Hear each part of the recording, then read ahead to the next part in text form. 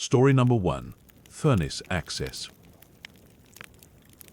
I got the text at 2 in the morning. The power had been out for maybe 40 minutes by then, and I was sitting in the dark scrolling through my phone to save the laptop battery. The building gets cold fast when the furnace cuts out, and I'd already pulled on a sweatshirt over my pajamas. The message came from my landlord's number.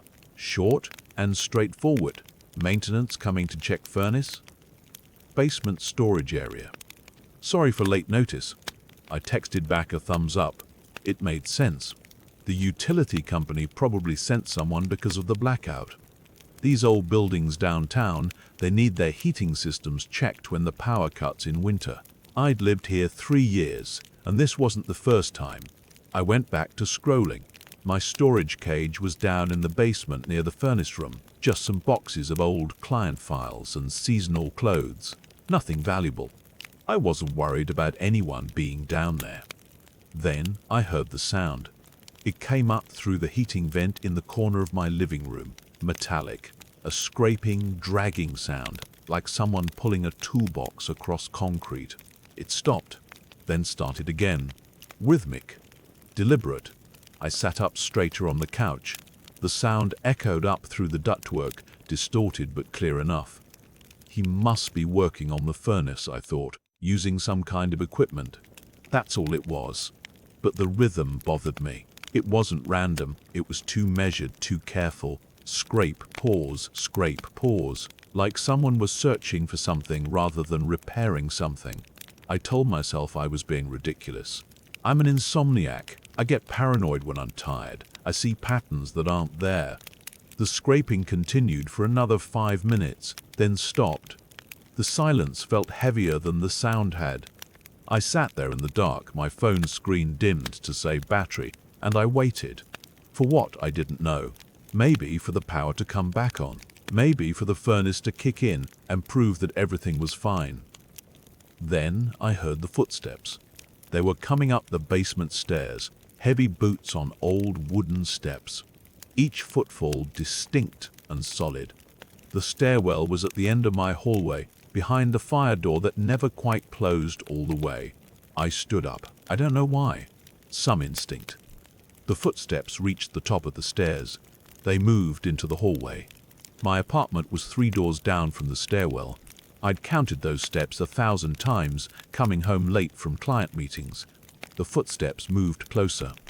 I walked to my door slowly and pressed my ear against it. The footsteps stopped, right outside my door. I held my breath. My phone was still in my hand, the screen dark now. I didn't move. I could hear my own heartbeat in my ears, too loud, too fast. The doorknob turned. Slowly. Testing.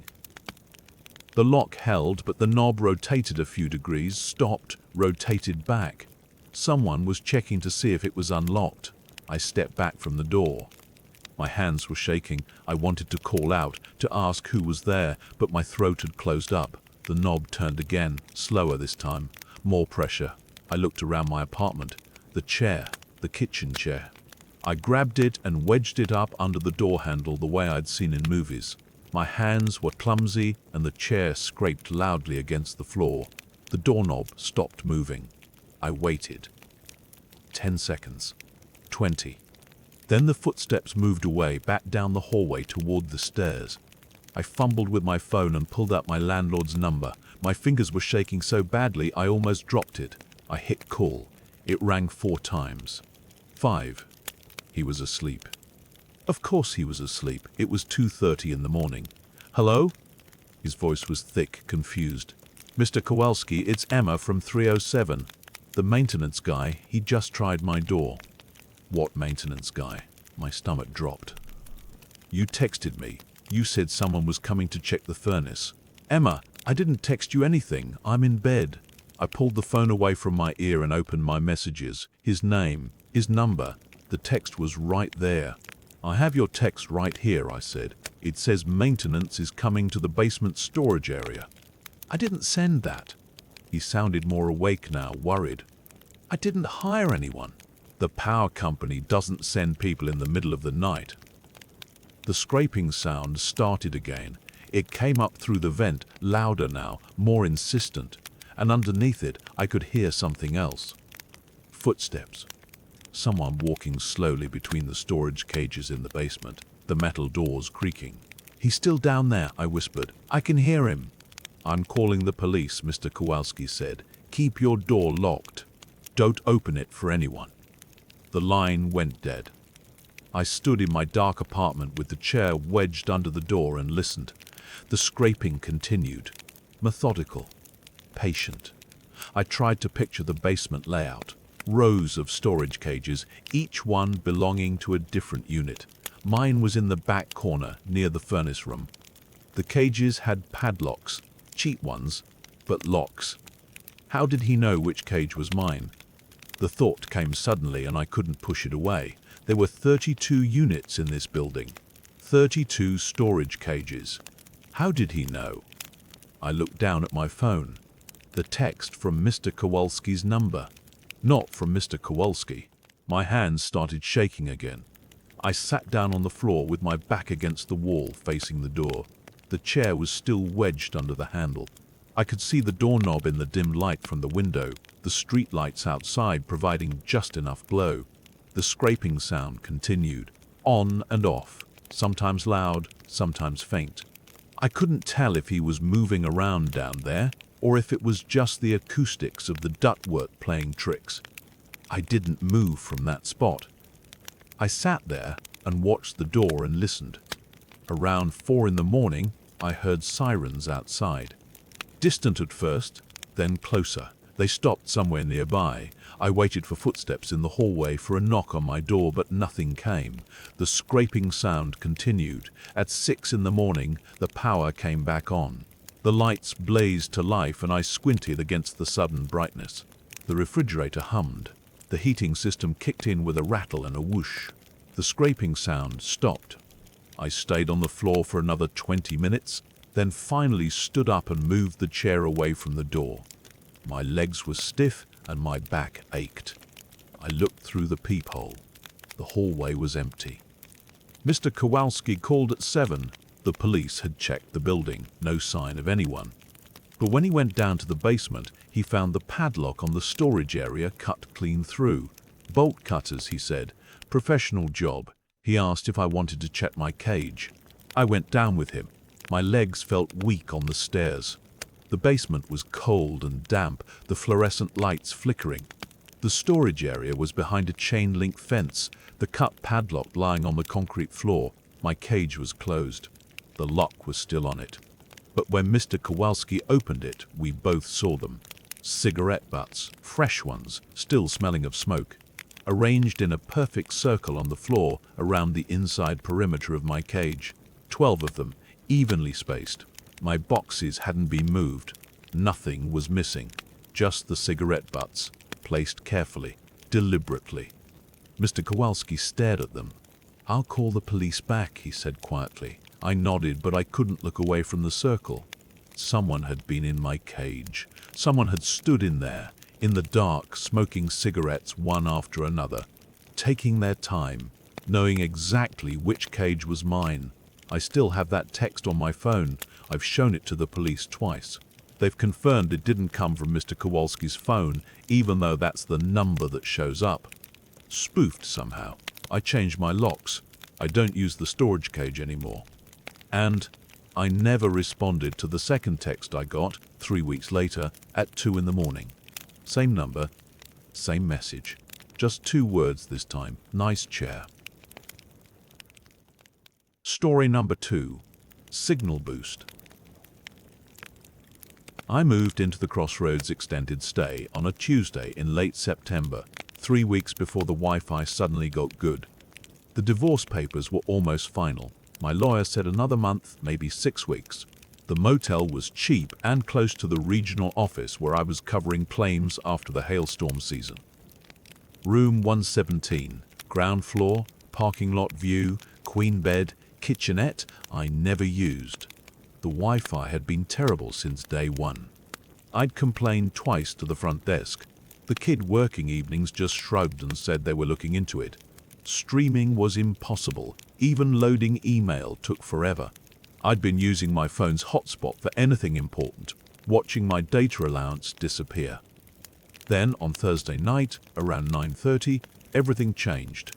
I was sitting at the small desk near the window trying to download a claim file when the progress bar suddenly jumped to completion. Just like that. I stared at it, opened a video, no buffering, clicked to high definition, played perfectly. I actually laughed. Finally, they must have installed a new router, maybe a business-grade system. I should have complained louder weeks ago. I spent the next hour catching up on work, uploading reports, downloading adjuster photos from the field. Everything was instant. I could hear the interstate traffic humming a quarter-mile away through the thin walls. Someone's television in the next building over. Normal sounds. The room felt warmer than usual, but I figured the thermostat was acting up again. That happens sometimes. Around 10:45, I was reading through the property settlement section of the divorce paperwork on my laptop. My lawyer had sent the latest revision that afternoon. I was sitting on the edge of the bed, laptop on my knees, when I got up to refill my water glass from the bathroom sink. That's when I saw it. The little green light next to my laptop camera. On. Just for a moment. 2 seconds, maybe 3. Then off. I stood there holding the empty glass, staring at the laptop from across the room. The screen was still on, showing the document. The camera light was dark now. I must have imagined it. Or it was some automatic update.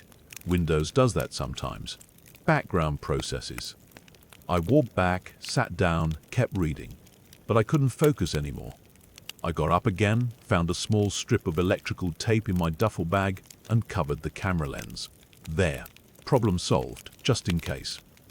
That's when I noticed the hum. It was faint, coming from the air vent directly above the bed. A soft, electronic sound, not quite the usual rattle of the HVAC. Higher pitched. Steady. I stood on the bed and put my ear close to the vent. Definitely there. Maybe they'd installed new climate control equipment when they upgraded the internet. Everything in this place was connected to everything else. Cheap construction. I sat back down at the desk and tried to keep working. My phone buzzed. Unknown number. Text message. The preview showed an image. I unlocked the screen. It was a screenshot of my laptop. The exact document I'd been reading 30 seconds ago, the property settlement page. I could see my cursor in the frame, right where I'd left it, hovering over a paragraph about the house. My hands went cold. I looked at the laptop, then back at the phone. The screenshot was clear, high resolution, taken from directly in front of the screen. I stood up fast enough that the desk chair rolled backward and hit the wall. Someone had access to my laptop. Remote access. They were watching my screen, right now. I reached for the laptop to close it and my phone buzzed again. Another image. This one wasn't a screenshot, it was a photo, taken from outside. Through my window. The angle was from the parking lot, maybe 20 feet away. It showed me standing in my room, holding my phone, staring down at it. The timestamp in the corner said it was taken 5 seconds ago. I could see myself in the picture. The lamp behind me. The bed. Everything. I spun toward the window.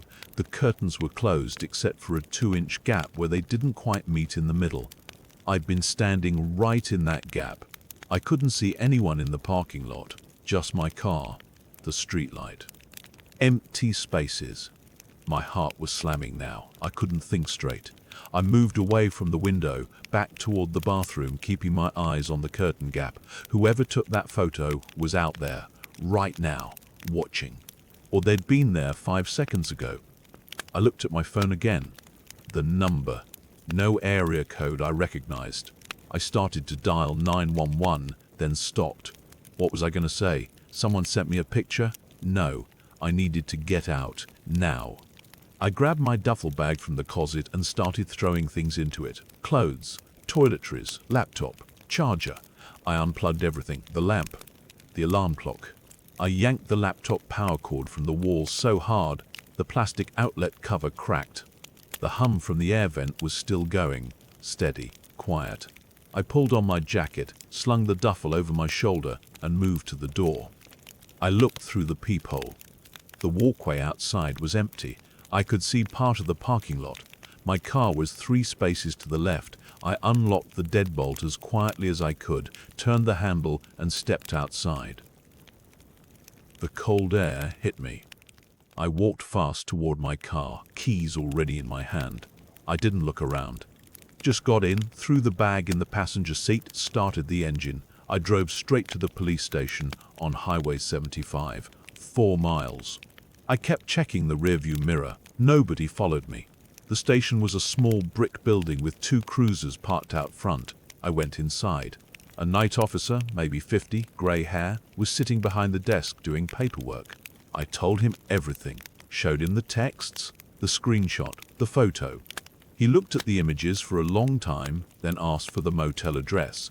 He made a call, told someone to meet us there. Then he stood up, grabbed his radio, and said we were going back. I followed his cruiser in my car. My hands were shaking on the wheel. When we got there, the manager was already in the parking lot. A woman in her 60s, wearing a Crossroads polo shirt and jeans. She looked annoyed until the officer showed her the photos on my phone. She unlocked room 117 with her master key. The officer went in first, hand on his belt. I stayed in the doorway. Everything looked exactly how I'd left it, except the lamp was still unplugged and the outlet cover was cracked. The officer looked around, then moved to the bed. He grabbed the frame and pulled it away from the wall. There was a cable, thin, Ethernet, grey. It ran from a small junction box low on the wall, disappeared up behind the drywall. The plastic coating on the cable near the junction box was slightly discolored. The manager bent down and touched it. She pulled her hand back fast. "It's warm," she said. The officer looked at her, then at me. He pulled the bed further out. The cable ran up into the wall toward the room next door. Room 119. I'd never seen anyone go in or out of it. The manager checked her computer tablet. "That unit's been vacant for 2 weeks." The officer told her to open it. We walked next door. She unlocked it. The room was dark, empty. But there was a faint smell. Electronics, warm plastic. The officer turned on the lights. Nothing. He checked the bathroom, the closet. Nothing. But when he moved the bed in that room, we saw where the cable came through the wall, and on the floor, under where the bed had been, there was a power strip. Still plugged in. Still warm. Story number 3, shoulder check. I board the 11:30 bus after my shift at Swedish Medical Center, badge still clipped to my scrubs, and scan for an empty seat. The usual night crowd. A couple of construction workers in paint-spattered jeans, an older woman with grocery bags, and him, the man in the reflective safety vest. 3rd night in a row. He's already seated when I get on, 4 rows back on the right side, same as Monday and Tuesday, yellow vest over a dark hoodie, work boots. He doesn't look up when I pass, just stares at his phone with the screen brightness turned way down. I take my usual spot near the middle doors and pull out my own phone, pretending to scroll through nothing. It's probably coincidence. Seattle runs on shift work. The warehouse district near the hospital operates 24/7. Plenty of people keep the same schedule I do. Late shift maintenance, loading dock supervisors, security guards cycling between sites. Still, I angle myself so I can see his reflection in the dark window. The bus lurches forward, stopping every few blocks to let people off. First Hill, Capitol Hill. The construction workers get off at Eastlake. The grocery woman exits near the University Bridge. The cabin empties out the way it always does after midnight, until it's just me, the vest guy, and one teenager with headphones up front. I watch his reflection. He shifts in his seat, looks at his phone. Then his eyes move up, and for just a second, they're looking right at my reflection in the glass. I look away fast, heart tapping a little harder than it should. When I glance back, he's looking at his phone again. Maybe I imagined it. 2 stops later, the teenager gets off. Now it's just us. The bus hums through Fremont, past the dark storefronts and closed breweries. My stop in Ballard is coming up in 6 blocks. I've taken this route 5 nights a week for 2 years. I know every pothole, every turn. I pull the cord early, like I always do, and the stop requested light blinks on. Behind me, I hear him stand up. My stomach drops. He could be getting off here too. Ballard's full of apartments. Lots of people live in this neighborhood. It doesn't mean anything. The bus slows and the doors hiss open. I step down onto the sidewalk and I hear his boots hit the pavement behind me. I start walking toward my building, 3 blocks north. My usual route. The streetlights throw long shadows across the wet pavement. It rained earlier, and everything smells like asphalt and oil and that faint metallic tang the city gets at night. His footsteps are behind me, not close, maybe 20 feet back, steady pace. I tell myself he's just walking home, same direction. Happens all the time, but when I slow down slightly, adjusting my bag strap, his footsteps slow too. I speed up a little. So does he. 20 feet. Exactly. My keys are in my jacket pocket. I slip my hand in and close my fingers around them, the teeth pointing out between my knuckles like they taught us in that self-defense seminar the hospital offered last year. I remember the instructor saying most attackers rely on surprise, on victims being distracted or unaware. I'm aware. I'm very aware. I pass the corner market, closed and dark. Past the dog park, empty except for a few scattered tennis balls gleaming under the streetlights. 1 more block. I can see my building now, the brick facade and the little courtyard with the iron gate. His footsteps stay exactly the same distance behind me. I cross the street without waiting for the signal. A car honks, but I don't care. I need to know if he crosses too. He does. The cigarette smell reaches me now. Stale smoke clinging to fabric, drifting forward on the night air. I didn't notice it on the bus, but out here it's unmistakable. My building's courtyard gate is 20 feet ahead. I walk faster, almost jogging now, my breath coming quicker. I hear his pace increase, just enough to maintain the distance between us. I reach the gate and yank it open, the metal scraping loud in the quiet. I don't look back. I cross the courtyard in 8 long strides, my sneakers squeaking on the wet concrete, and jam my keycard against the entrance reader. The lock clicks. I pull the door open and slip inside, letting it close behind me with a heavy thunk. Through the glass panel, I see him enter the courtyard. He stops just inside the gate, stands there, looking at the building. I don't wait. I take the stairs 2 at a time, my bag banging against my hip, my keys still clenched in my fist. 3rd floor. My apartment is at the end of the hall, 307. I'm halfway down the hallway when I hear the stairwell door open below. Footsteps, boots on concrete, echoing up. I run the last few yards and shove my key into the deadbolt, hands shaking so badly it takes 2 tries. The footsteps are getting closer. 2nd floor. I can hear them clearly now. The lock turns. I push inside and slam the door, throwing the deadbolt and the chain. I stand there, chest heaving, listening. The footsteps reach the 3rd floor. They stop. I move to the peephole, slowly, trying not to make any sound. I press my eye against the tiny lens. He's standing in the hallway. Just standing there. 15 feet from my door. The vest is bright yellow under the fluorescent lights. His hood is up.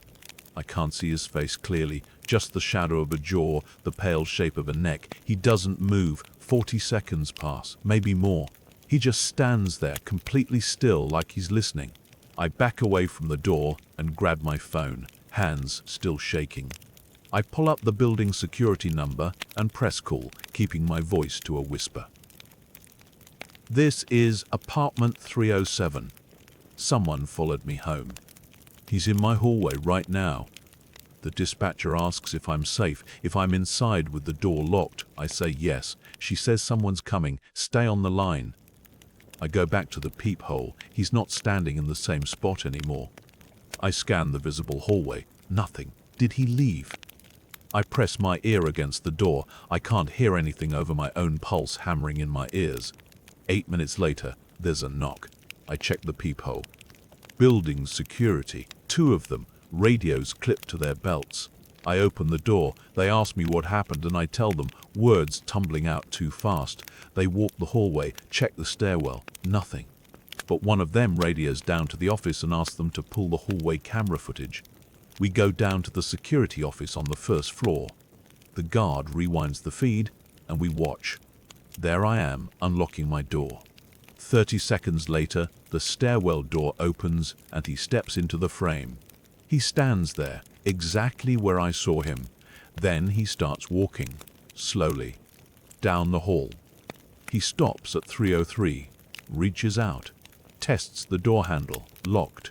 He moves to 305, same thing, turns the handle slowly, checking, also locked, 309, 311, 4 doors total, methodical, calm, like he's done this before. Then he walks back to the stairwell and disappears. The guard pauses the footage, looks at me. "We're calling the police," he says. I nod.